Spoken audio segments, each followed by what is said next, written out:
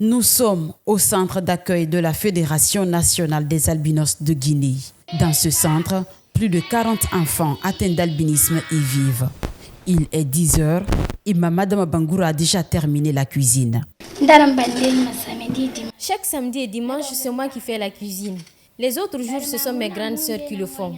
Quand on était chez nos parents, on était discriminés. Mais ici, nous mangeons à notre faim et tout va bien.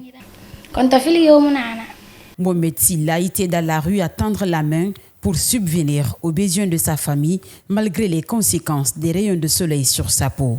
Pour la première famille d'accueil de ce jeune homme, c'était la seule solution pour lui de s'en sortir face aux préjugés de la société avant d'être reçu par ce centre.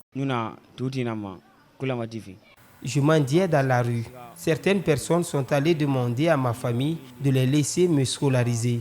Mais arrivé à Conakry, ils ne m'ont pas inscrit à l'école. Plutôt, j'étais dans la rue pour mendier. Quelque temps après, je suis tombé malade et cette famille m'a abandonné. C'est Moussa Morgan et Mamadouba Foté qui m'ont aidé. Aujourd'hui, j'étudie et je préfère cette autre vie. Même si je gagne des millions dans la mendicité, je ne vais plus y retourner.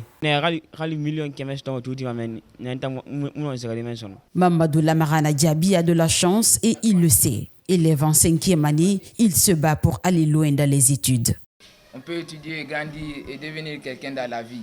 Mais rester dans la mendicité, si on reste dans la mendicité, on n'aura rien, sauf avoir des maladies et puis mourir.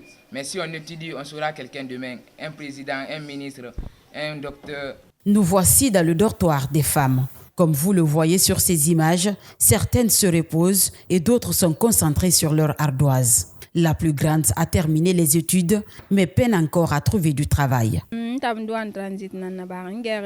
Je suis diplômée en douane transit. J'ai fini mes études depuis 2022. Mais jusqu'à présent, je n'ai pas trouvé de travail. C'est pourquoi je suis là pour m'occuper de ces enfants. Sinon, je veux vraiment travailler.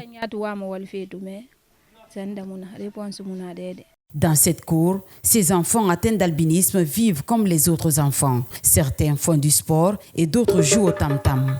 Nabilaï Moussa Bangoura est le fondateur de ce centre. Créé depuis 2007, de nos jours, il regroupe en son sein plusieurs personnes atteintes d'albinisme et des orphelins. L'objectif était de regrouper tous les albinos, les grands qui ont été dans la rue. On n'avait pas pensé aux enfants et malheureusement